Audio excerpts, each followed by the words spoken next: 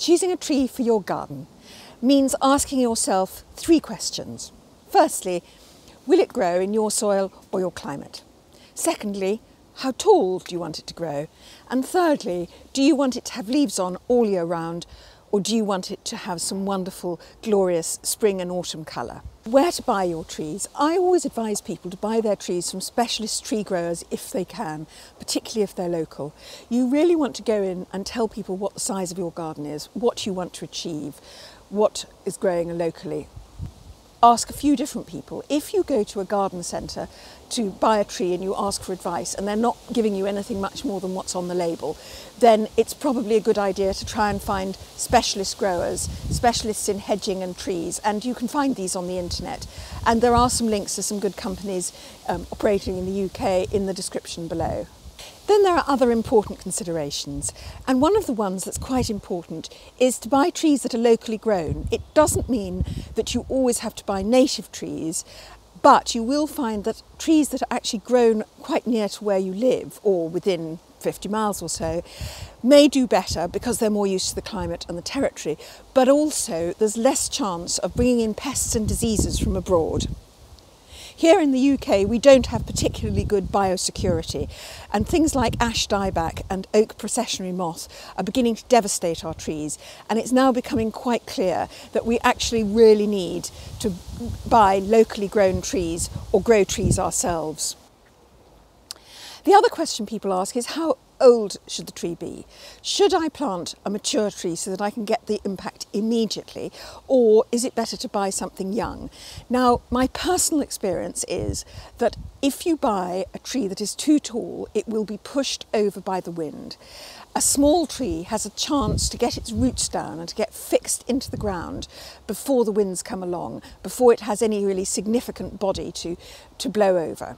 However, I know that expert tree nurseries can do the kind of planting that means a larger mature tree will be much better. It's incredibly important to water your tree weekly in the first year, certainly in the summer, and in the second year, if you have a dry spell, it's probably worth giving it a watering can full of water every maybe fortnight.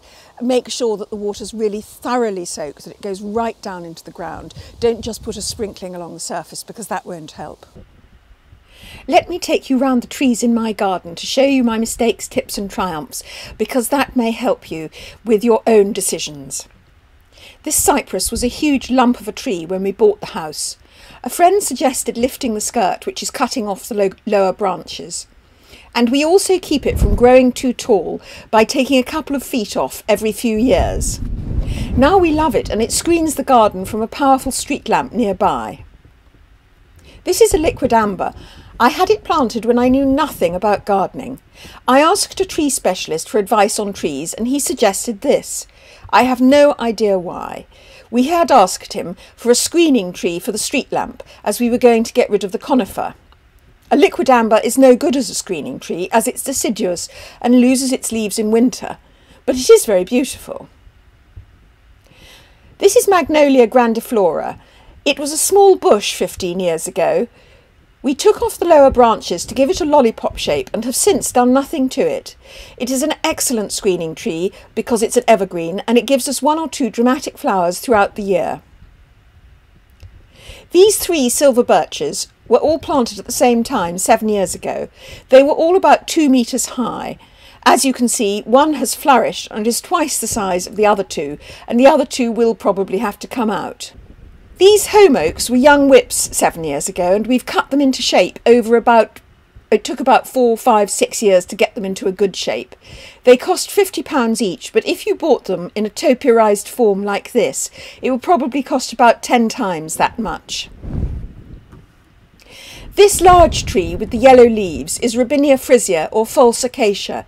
It's the biggest tree in the garden and has probably been here for more than 30 years. Its size gives the garden proportion. All we do is to remove any dead or dying branches, and we've also taken away some of the lower branches or lifted the skirt to give more light to the plants underneath. This is a quince and next door is a crabapple, and I bought several fruit trees 7 years ago, but I ordered them rather than choosing them. When they were delivered, I saw that this quince and the next door crabapple were not beautifully shaped trees, and I've discovered that it's difficult to prune an ungainly tree into a beautiful shape. So look at your tree's shape before buying it. This silver birch is a big feature in our garden in winter. It's probably over 30 years old. We regularly thin out the canopy with yearly pruning, which keeps it looking elegant and means that it doesn't block out too much light. This purple-leaved tree is Catinus Cagaria grace, and this is more usually seen as a shrub. It was planted by our predecessors in this garden. It's grown up into a tree and at one point had an absolutely massive leaf canopy. However, half of it died in a dry spell, so we've reduced the leaf canopy by about 2/3. If a tree is supporting a lot of leaves, then its roots have a lot of work to do. And this tree obviously has had 2 attacks of something called verticillium wilt, and it has recovered. But we do try not to plant other trees or shrubs that are vulnerable to verticillium wilt, as you can't get it out of the soil. So if you've had a tree die of something, do check that before choosing a new tree.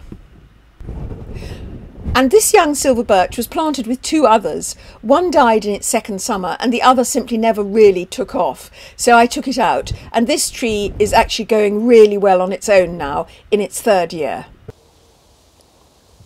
Trees are immensely important for the pollution, for the air we breathe, for supporting wildlife, for maintaining diversity, and they are wonderful. They give you shade, they protect you from the wind, they are a fantastic part of what makes our gardens so good to be in. So if you've enjoyed this, please hit like. I'd love to know if you want to know more about trees. And if you haven't subscribed to the Middlesized Garden YouTube channel and blog, please do so. We upload on Saturdays with tips, ideas and inspiration for your garden from real gardens.